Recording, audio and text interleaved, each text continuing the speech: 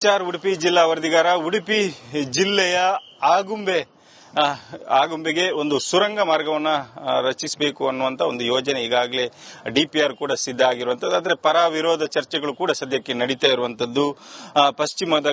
ಪಶ್ಚಿಮ ಘಟ್ಟಲಿನ ತಪ್ಪಲು ಪ್ರದೇಶದಲ್ಲಿ ಯಾವುದೇ ಕಾರಣಕ್ಕೂ ಅದನ್ನ ಕೊರಿಬಾರದು. ಯಾಕಂದ್ರೆ ಜೈವಿಕ ಜೀವ ವೈವಿಧ್ಯ ಇರುವಂತ ಒಂದು ಜಾಗ ಅದು. ಅದನ್ನ ಯಾವುದೇ ಕಾರಣಕ್ಕೂ ಅಭಿವೃದ್ಧಿಯ ಹೆಸರಿನಲ್ಲಿ ನಾಶ ಮಾಡಬಾರದು ಅನ್ನುವಂತ ಒಂದು ಅಭಿಪ್ರಾಯಗಳು ಕೂಡ ಕೇಳಿ ಬರ್ತಾ ಇರುವಂತದ್ದು. ಆದ್ರೆ ಸದ್ಯಕ್ಕೆ ಡಿಪಿಆರ್ಗಾಗಿ 2.3 crore ಕೇಂದ್ರ ಸರ್ಕಾರ ನೀಡಿರುವಂತದ್ದು. ಅದಕ್ಕೆ ಎಲ್ಲ ರೀತಿಯ ಡಿಪಿಆರ್ ಸಿದ್ಧತೆಗೆ ಅನುಮೋದನೆಯನ್ನು ಕೂಡ ಕೊಟ್ಟಿರುವಂತದ್ದು. ಈ ಸುರಂಗ ಮಾರ್ಗದ ಯೋಜನೆ ಸುಮಾರು 3,500 ಕೋಟಿ ರೂಪಾಯಿ ವೆಚ್ಚವನ್ನು ತಗಲುತ್ತದೆ. ಪ್ರಾಥಮಿಕ ವೆಚ್ಚ 3,500 ಕೋಟಿ ಅನ್ನೋದನ್ನ ನಿರ್ಧರಿಸಲಾಗಿದೆ.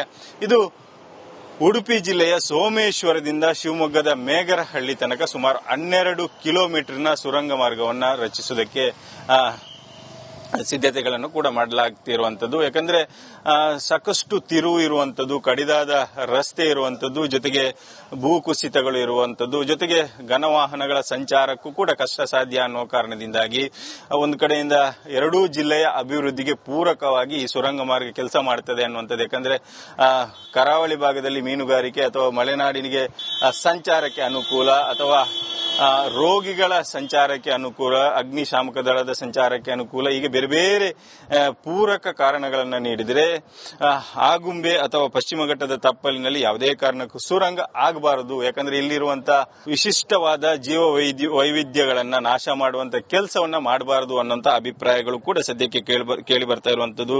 ಇಲ್ಲಿರುವಂತಹ ಕಾಲಿಂಗ ಸರ್ಪ ಇರಬಹುದು, ಸಿಂಹ ಬಾಲದ ಸಿಂಗಳಿಕ ಇರಬಹುದು, ಅಥವಾ ಅಪರೂಪದ ಏಡಿ, ಹೀಗೆ ನೂರಾರು ಜೀವಿಗಳು ಕೂಡ ಈ ವೈವಿಧ್ಯಮಯವಾದ ಪಶ್ಚಿಮ ಘಟ್ಟದ ತಪ್ಪಲಿನಲ್ಲಿದೆ. ಅದನ್ನ ನಾಶ ಮಾಡುವಂತ ಕೆಲಸವನ್ನ ಮಾಡಬಾರದು ಅನ್ನುವಂತ ಒಂದು ಅಭಿಪ್ರಾಯಗಳು ಕೂಡ ಕೇಳಿ ಬರ್ತಾ ಇರುವಂತದ್ದು. ಜೊತೆಗೆ ಪಶ್ಚಿಮ ಘಟ್ಟದ ತಪ್ಪಲು ಪ್ರದೇಶ ಏನಿದೆ ಅದು ಕರಾವಳಿ ಮತ್ತು ಮಲೆನಾಡಿನ ಒಂದು ನೀರಿನ ಬಟ್ಟಲು ಅಂತ ನಾವು ಹೇಳ್ಬಹುದು. ಯಾಕಂದ್ರೆ ಇಲ್ಲಿ ನೀರು ಸಂಗ್ರಹವಾದ್ರೆ ಮಾತ್ರ 2-3 ಜಿಲ್ಲೆಗಳು ನೆಮ್ಮದಿಯಿಂದ ಜೀವನ ಮಾಡೋದಕ್ಕೆ ಸಾಧ್ಯ.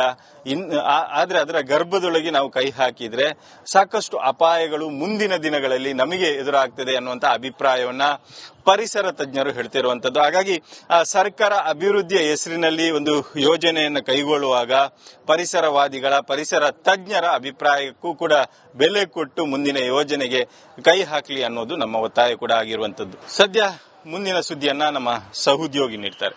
Over to you.